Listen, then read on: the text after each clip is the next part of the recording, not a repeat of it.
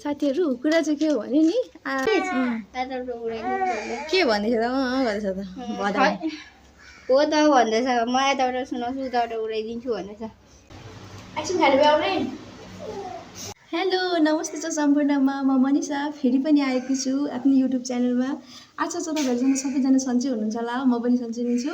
आजको दिन चाहिँ भन्नुपर्दाखेरि मेरो नानीलाई चाहिँ आज भ्याक्सिन थियो हो, त्यही भएर खोप लाउन ल्याएको हो। ज्वरो निको भएको पनि त्यस्तै 2-3 दिन मात्रै हुँदैछ, फेरि आज अब सुई लाएर ज्वरो आउने होला।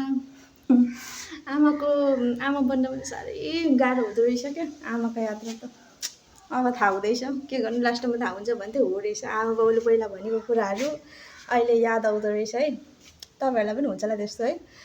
अनि आजको मौसम भन्नुपर्दा चाहिँ झापा हो, गर्मी घाम, तर अहिले चाहिँ हल्का पानी पर्ला पर्ला जस्तो मौसम भइरहेछ। अनि तपाईँहरूकोतिर कस्तो छ त्यो पनि भनिदिनु होला भन्नुहुन्छ भने है।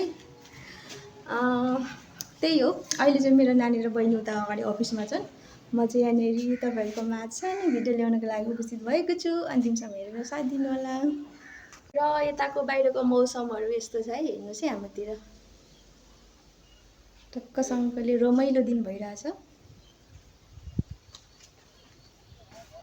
यो चाहिँ हाम्रो यता सुई लाउने ठाउँ हो, बच्चाको लागि चाहिँ स्वास्थ्य चौकी भन्छ।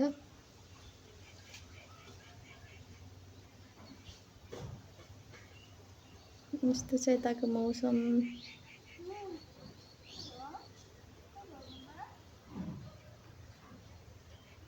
र यस्तै नै छ है यताको चाहिँ। अब हामी जाउँ, नानीहरू बहिनीहरू के गर्दैछ हेर्नुपर्छ। तपाईँले लिएर जान्छु म। अब हामी लाग्ने हो अगाडिपट्टि, के गर्दैछन् हेरौँ है। के भयो अनुहारमा बहिनी?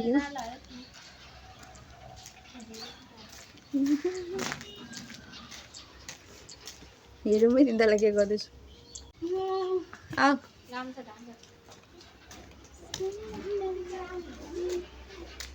के भयो अनुहार राम्रै छ त नि? यहाँले पनि थुक निकालेर काहीँ भएको चाची होइन भनेको भन्छ यार, यसो सोच हौ भाउजू, यताबाट भन्छु कि म के चिज यताबाट उडाइदिन्छु के भन्दैछ त गर्दैछ त हो त भन्दैछ म यताबाट सुनाउँछु उताबाट उडाइदिन्छु भन्दैछ भन्दैछ। बिस्तारो बिस्तारो पुस्नु है, पुस् होइन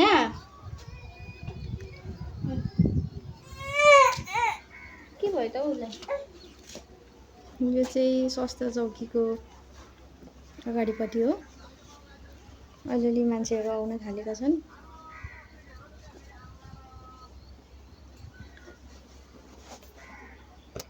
साथीहरू कुरा चाहिँ के हो भने नि 11 बजी हो भ्याक्सिन लाउने टाइम चाहिँ, तर हामी चाहिँ अब सबैभन्दा अगाडि नै आउनु पर्यो भनेर 10 बजे नै आइपुग्यौँ। भरे आउँदाखेरि त 2-3 जना मात्रै थिए, आउँदाखेरि अहिले पनि 2-3 जना छन् बाहिर, तर भित्र चाहिँ 10-12 जना बसिरहेको रहेछन्। झन् छिट्टो आएर छिट्टो लगेर भागौँ भनेको त मान्छे त अगाडि नै पाइरहेको। हुनु त सोच सबैको धेरै नमिले पनि केही पर्सेन्ट चाहिँ मिल्छ, मान्छेहरू अलरेडी आइसकेको हुन्छ, उनीहरूलाई पनि त्यही सोच हुन्छ। हामी पनि छिटो छिटो आएर लगाएर भागिहालौँ गइहालौँ भन्ने हुन्छ नि त, सबैलाई आफ्नो प्रब्लम हुन्छ, घरमा काम हुन्छ के हुन्छ होइन, त्यस्तै हो, सबैलाई बुझ्नुपर्छ, नबुझेर हुन्छ अहिलेको जमानामा।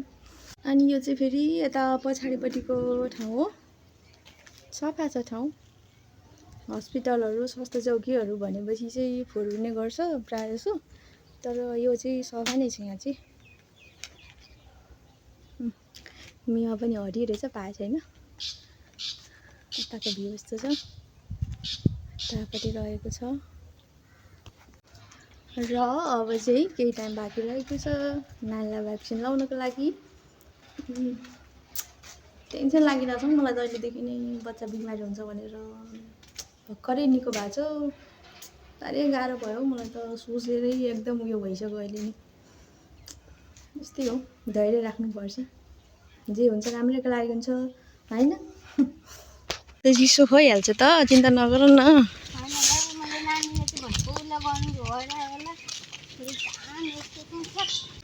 ल अब हामीहरू चाहिँ फर्क्यौँ। त्यो नानीलाई त्यो भ्याक्सिन लगाइदिएको भिडियो पनि बनाऊँ कि जस्तो लाग्यो। कस्तो म धेरै अत्तालिएको थिएँ, त्यही भएर बनाउनु पनि सकिनँ होइन। नानी फेरि कम्ता रोएन, हिजो अस्ति बिमारी भएको, फेरि धेरै प्रेसर नदिउँ भनेर अब भिडियो सिडियो बनाउनु थाल्यो भने प्रेसर बढ्छ झन् रुन्छ भनेर चाहिँ बनाइएन।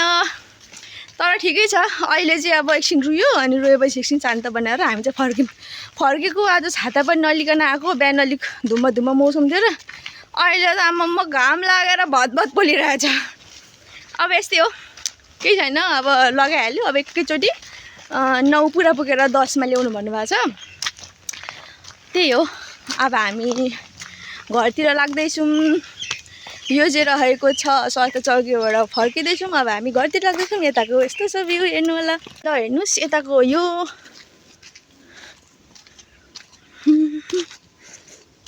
कस्तो घाम लागेरहेछ। भिडियो पनि कस्तो आउँछ थाहा छैन।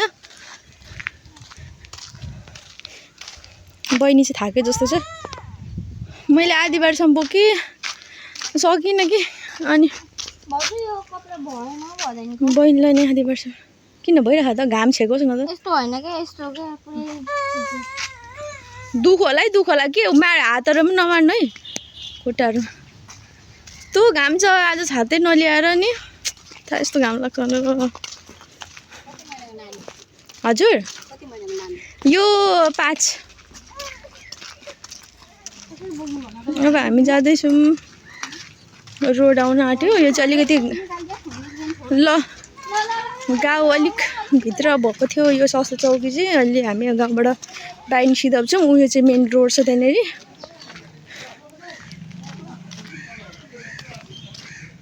ल अहिलेको लागि चाहिँ केही बेरको लागि, केही घन्टाको लागि चाहिँ मजाले खेल्छ नानी।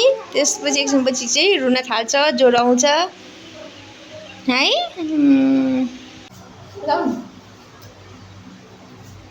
आइसक्रिम खाने बेला आउने।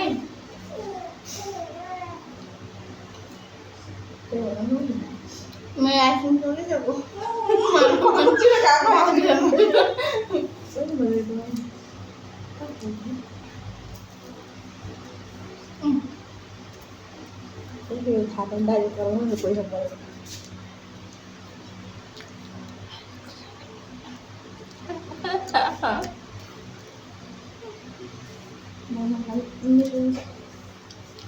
गाइस मेरो बाटो कपट गर्छु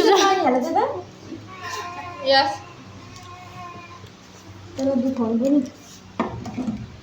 बिस्तारो थोरै कहाँ त्यो हाल्नु हजुर।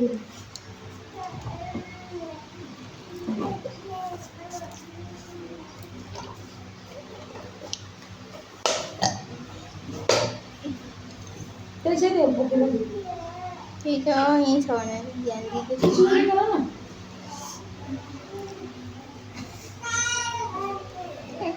यसको गर्नुको लागि चाहिँ